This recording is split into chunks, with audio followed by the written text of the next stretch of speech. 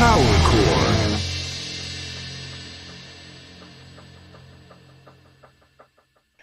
Hey, Power Chord, we are here today with a special guest from Lagwagon, RKL, and other stuff that we will talk about maybe with Christopher Leon Rest. Thank you for your time. Thanks for be here online with Power Chord followers. I would like to talk about Lagwagon, of course, but also about RKL. That is one of my favorite band and one of the band I grew up with the kind of music I love. So you played in both RKL and Lagwagon, two bands that help shape California punk rock in different ways. What are the biggest differences between the two experiences? Well, when we started RKL, I was 15 years old, and I, barely. It was the first real band I ever played in, and I was. It's different when you join a band that's already in existence. Like, I still feel like the new guy in Lagwagon. Still, after No, all these years. I guess Little Joe is the new guy now, but I don't know. It's a different style of music. I mean, there's some similarities, but I think playing the RKL music is so ingrained in my style of playing that it's actually easier for me to play those songs than the Lagwagon songs. Yeah. RKL became legendary for its mix of technical musicianship and chaotic energy and aggressive on stage. What do you think made the band so unique compared to the other punk bands of that time? I think a lot of it had to do with Bomber and just Bomber wanting to out shred everybody. I mean, I grew up listening to classic rock, and I wasn't introduced to punk rock until I was maybe 14 years old. And, I was 15 when we started RKL, but I had already been playing guitar for a while. And so my influences were from mostly classic rock and some new wave music like Cheap Trick and the Cars, but also, Led Zeppelin and Judas Priest and Black Sabbath. So, and then Bomber, he had an older sister who introduced him to a lot of great classic rock, like Iron Maiden and AC/DC. And so, we just wanted to consume as much hard music as we could and incorporate it into our playing, and we loved bands like the Bad Brains, which were very hardcore but also quite technical, and we didn't want to be one of these 2-chord thrash bands with the barking dog vocals. We wanted to be like our idols, which were bands like the Bad Brains or Battalion of Saints and also, Circle Jerks and Sex Pistols and the Damned. So we have all these influences coming from all over the place, but also, Iron Maiden, I think, was a big part of it. When we got the first Iron Maiden record and the Killers record, I mean, you can hear it in the Rock and Roll Nightmare. Some of those songs are almost like direct theft from those records. Yeah, of course. Do you realize that RKL and Rock and Roll Nightmares and those riffs and this style of music you were talking about, the classic rock, like Iron Maiden, fused with the punk rock hardcore, start something new that NoFX and Lagwagon too then follow that? Do you realize in those moments? Well, we knew that the direction we were going was different than most punk bands in California. I mean, a lot of bands that started out around the same time as us, like DRI, they decided to be a crossover band, and they actually went full metal almost. They weren't taking metal influences and incorporating it into punk rock as much as they just wanted to become a crossover band. And that was never our intention. we just played what we wanted to play, you know, and our influences were the way that our style was directly reflected by our influences and the music that we listened to, you know.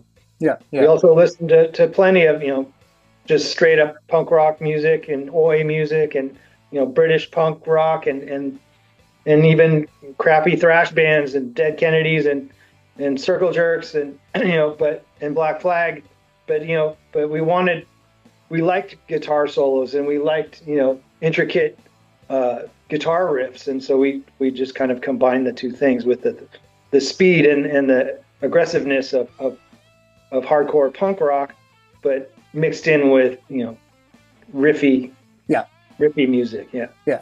Are there And we any? weren't the only ones. I mean, Battalion of Saints was a huge influence on us, and the early Battalion of Saints guitar player Chris Smith, he was a huge influence on me because he had sort of a Jimi Hendrix style of playing, and he played a Stratocaster. And after the first time I saw him play, that's when I went out and bought a Stratocaster and started using the whammy bar. I mean, you can hear that on the 7-inch that we recorded on Mystic, and you know, Yeah. we got some criticism for using the whammy bar on the song. Are there any RKL songs that you think never received the recognition they deserve?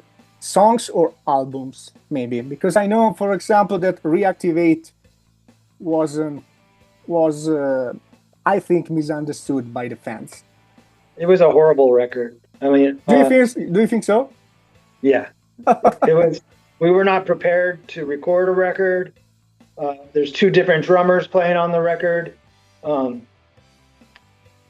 The mix is all over the place, and a lot of the tones are horrible. The songs are too slow, and I don't know. There's a lot of things that are. It was like a very expensive demo, is the way I look at it. Ah, I see.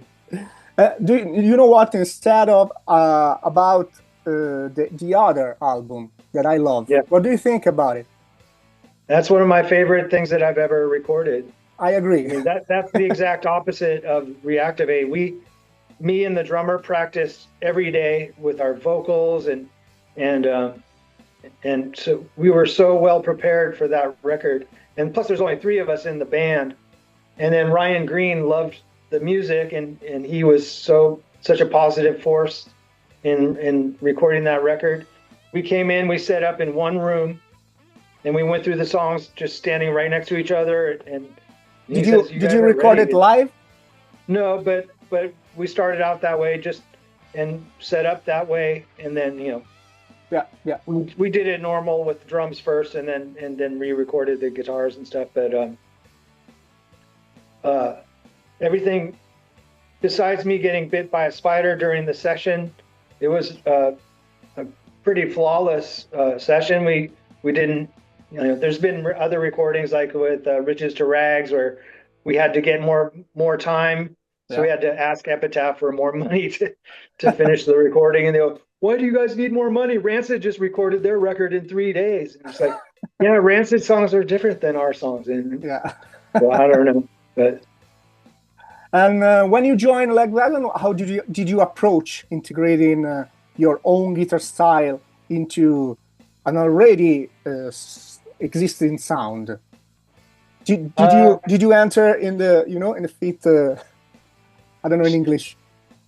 I tried to play the way the records were recorded for the most part. I think some of the solos I would just freestyle my own guitar solos, but I would loosely base my solos around the recordings on the records. And you know, besides that, I mean, Sean Dewey was a great guitar player, or is a great guitar player, and I just wanted, you know, it was different because RKL has a guitar solo in every song just about, and you know, with Lagwagon, there's only a handful of songs that have like shred guitar solos in them, and usually those are not the songs that get played in live sets. So for me to play like the solo from Angry Days is harder. It's harder for me to play like a a written out solo than it is for me to improvise and just play like a rock Yeah. solo. I can imagine, yeah. And after, let's talk about feelings. You started to write some stuff, I know. And which is the album you contributed more? I think Resolve. I wrote at least two almost complete guitar and bass parts. And then I don't know. Let's see. That song, "The Cog in the Machine," was a song I wrote most of that. Um, um, "Falling Apart." That's on Blaze, I believe. It's hard to keep track. Um, Hey, you're talking about singles. I mean, yeah, just but you know, with let's talk about feelings. I mean, I was going to Joey's house every day, and we were just we would do 8-hour days, just demoing the songs and getting them ready to present to the band. And so I had a lot to do with helping to write that record, but most of the songs were already written by Joey. I see. But I definitely contributed a lot of the guitar stuff to it.